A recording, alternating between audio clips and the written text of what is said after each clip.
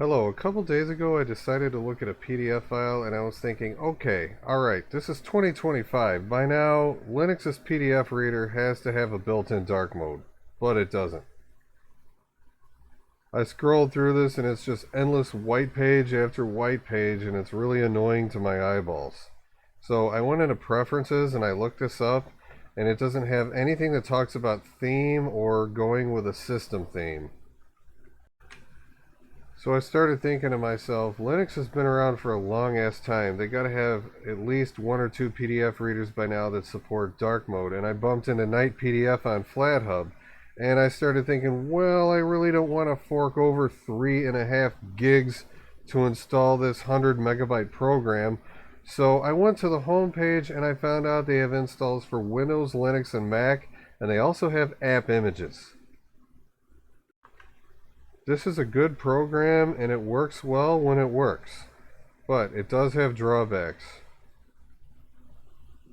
For one thing, for some reason it keeps asking for my login keyring. I don't get that. But when I go to File and Open File, I click on the file I want to open and it does nothing.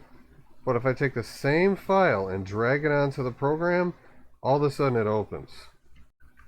Now this is going to be on night mode by default, which means great for text, bad for pictures. So let me show you what I'm talking about. This is not the actual picture. That's the picture. So if I put this on custom, which isn't set with any darkness right now, I can look at the picture. But then I want to put this on default when I go back to look for text. So if you're looking at a regular book, this shouldn't matter.